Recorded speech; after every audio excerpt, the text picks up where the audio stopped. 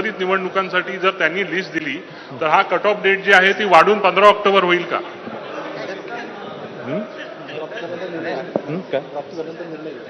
हां, नाही, आता ऍक्च्युली 15 ऑक्टोबरपर्यंतची मतदार यादी आम्हाला प्राप्त झाली तर कट ऑफ वाढवण्याबाबत योग्य तो निर्णय आम्ही घेऊ. मात्र अजूनपर्यंत आम्हाला ती यादी काही प्राप्त झाली नाही. वाघमारे साहेब, दुबार मतदार दुबार एक सवाल ये है कि आपने कहा कि जो डबल वोटर्स हैं उधर 2 बार स्टार मार्क करेंगे और अंडरटेकिंग लेंगे, उसके बाद गारंटी क्या है कि वो आदमी या उनके नाम पर कोई दूसरा आदमी जाकर वोट नहीं करेगा? यही सबसे बड़ा सवाल जो है विपक्ष की ओर से भी पूछा जा रहा है. तो केवल अंडरटेकिंग लेना है या उसके आगे आप लोग क्या करने वाले हैं, ये एक सवाल है. देखो, एक्चुअली दोबार मतदार के लिए अंडरटेकिंग तो एक है, लेकिन जो अधिनियम नियम में जो तत्व है, आइडेंटिफिकेशन के बारे में अगर कुछ यहाँ पे डाउट आता है आइदर प्रिसाइडिंग अफसर को या पोलिंग एजेंट को, तो वहां पे समरी इंक्वायरी करने की पावर प्रिसाइडिंग अफसर को है. और अगर उनको वहां पे अगर ऐसा दिखाई दिया कि वो समझो बोगस वोटर्स है तो उसको वो वोट नहीं करने देते. लेकिन सर, दूसरे जो पोलिंग बूथ रहेगा, क्या उसको इन्फॉर्म किया जाएगा कि ये जो वोटर है वो दोनों तरफ रजिस्टर्ड ऑलरेडी वहां पे मार्क करेगा. Exactly, वहां पे मार्क करेगा. The basic demand of the opposition leaders who have met you and the CEO of the Maharashtra, they were asking for a special summary revision before to carry out this local body elections. And I think the CEO has already written a letter to the Election Commission of India. Is there any response from the Election Commission of India? If not, then why state is in a hurry to carry out these elections? Regarding what? There is already, the opposition parties have asked for a special summary revision before going ahead with this election. No, and I think a letter has been communicated with the ECI. Actually, as far as the summary revision is concerned, that is not our jurisdiction. Summary revision is that is what I'm asking you, sir. Is there any response from the ECI, like the CEO has already written to the ECI?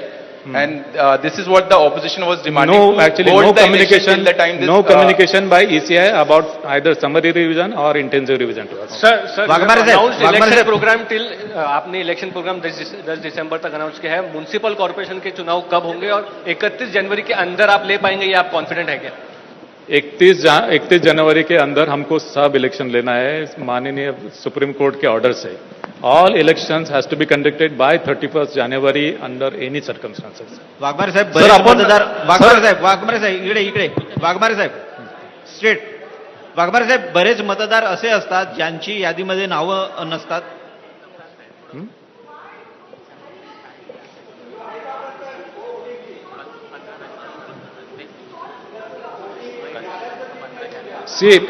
See, number one, Honorable Supreme Court has given mandate to take all the election before 31st January 26. I have to follow that order. And we have taken appropriate measures as far as the voting list is, voters list is concerned, that are already elaborated in detail.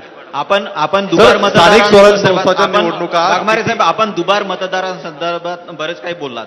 ज्यांची नावं application करून सुद्धा मतदार यादीमध्ये येत नाही, त्या मतदारांसंदर्भातला तुमचा निर्णय काय आहे? आणि दुबार मतदारांसंदर्भातला तुम्ही जो सांगताय तो पूर्ण कन्फ्युजन निर्माण करणार आहे. संबंधित प्रिसाइडिंग ऑफिसर किंवा रिटर्निंग ऑफिसर हे कसं ठरवणार की तो डबल स्टार लागलेला आहे, तर त्याच्याबद्दल कन्फ्युजन निर्माण करणार आहे साहेब. वादावादी होऊ शकते बऱ्याच वेळा, असं आपण बघितलंय.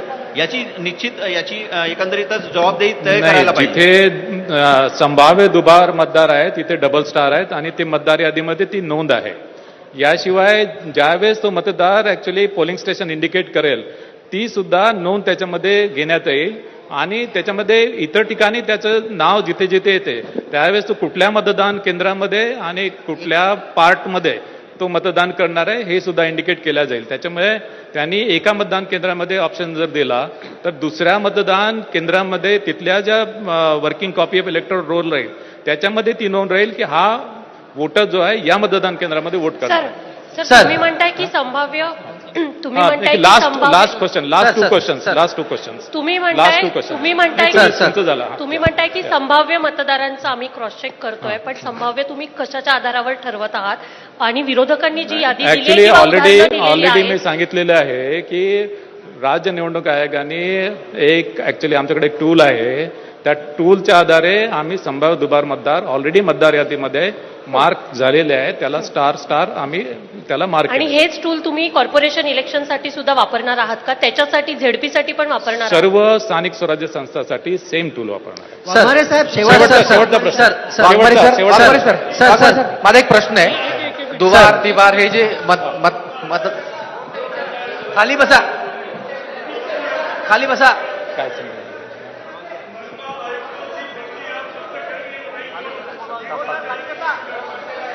मनपा आयुक्त सर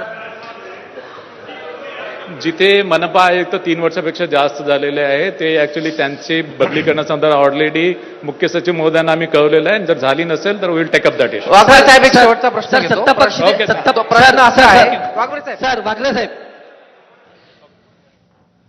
तेव्हा या घडीची ही एक अतिशय महत्वाची आणि मोठी बातमी. बहुप्रतीक्षित अशा राज्यातील नगर परिषद आणि नगरपंचायत निवडणुका अखेर जाहीर झालेल्या आहेत.